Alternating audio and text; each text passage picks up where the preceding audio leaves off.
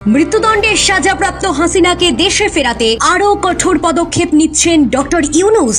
ভারত কি এবার বাধ্য হবে হাসিনাকে ফেরত পাঠাতে? শেখ হাসিনাকে ফেরাতে ভারতকে চিঠি দেওয়া ছাড়া আর কি পদক্ষেপ করছে ঢাকা? এই আবহে বাংলাদেশের সঙ্গে ভারতের সম্পর্ক আরো তলানিতে। শেখ হাসিনা ইস্যু ভারত বাংলাদেশ সম্পর্কে ঠিক কতটা গভীর প্রভাব ফেলবে? শেখ হাসিনাকে ভারতে রাখলে নয়াদিল্লির আদৌ কোনো সমস্যা নাকি লাভ? ভারতের সামনে কোন কোন পথ খোলা রয়েছে, কি বলছেন বিশেষজ্ঞরা জানুন।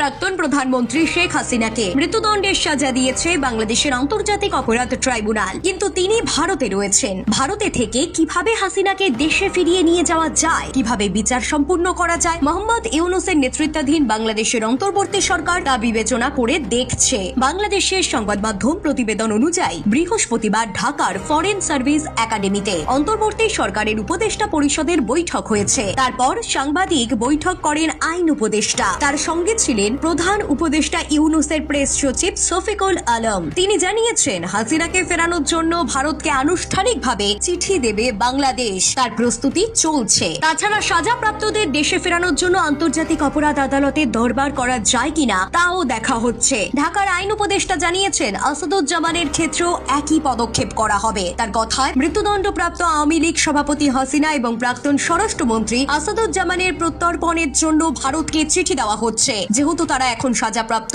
তাদের ফেরানোর ক্ষেত্রে ভারতের বাড়তি দায়িত্ব এখন রয়েছে বলে সরকার মনে করে। উল্লেখ্য, গত সোমবার হাসিনা এবং আসাদুজ্জামানের সাজা ঘোষণার পরে বাংলাদেশের অন্তর্বর্তী সরকার একটি বিবৃতি জারি করেছিল। সেখানেই প্রাক্তন প্রধানমন্ত্রীকে ফেরত চেয়েছিল ঢাকা। মনে করিয়ে দেওয়া হয়েছিল দুই দেশের মধ্যে স্বাক্ষরিত প্রত্যর্পণ চুক্তির কথাও। গত বছর 5ই আগস্টে শেখ হাসিনা সরকারের পতনের পর ক্ষমতায় আসা মোহাম্মদ ইউনূসের নেতৃত্বাধীন অন্তর্বর্তী সরকারের সঙ্গে ভারতের দ্বিপাক্ষিক সম্পর্ক এমনিতেই অনেকটা তলানিতে। এমন প্রেক্ষাপটে এখন শেখ হাসিনার মামলার রায়ের পর নতুন করে সম্পর্কের গতি প্রকৃতি নিয়ে কৌতূহল বাড়ছে। শেখ হাসিনার মামলার রায়ের পরই বাংলাদেশ সরকার জানিয়েছে, তারা শেখ হাসিনাকে প্রত্যর্পণের জন্য ভারত সরকারকে নোট ভার্বাল পাঠিয়ে আবারও অনুরোধ জানাবে। এর মধ্যেই বুধবার দিল্লিতে ভারতের জাতীয় নিরাপত্তা উপদেষ্টা অজিত ডোভালের সঙ্গে বৈঠক করেছেন বাংলাদেশের নিরাপত্তা উপদেষ্টা খলিলুর রহমান। তবে তাদের দ্বিপাক্ষিক ইস্যুর আলোচনাতে শেখ হাসিনা ইস্যু ছিল কিনা তা কিন্তু এখনো জানা যায়নি। শেখ হাসিনা ক্ষমতায় থাকাকালীন নয়াদিল্লির সঙ্গে বাংলাদেশের কূটনৈতিক সম্পর্ক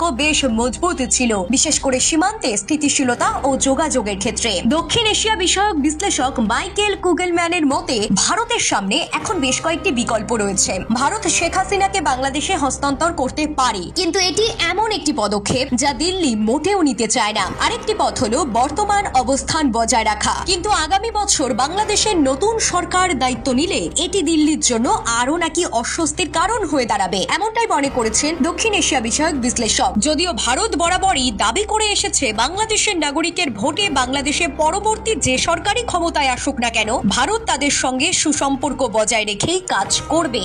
ব্যুরো রিপোর্ট, প্রথম কলকাতা।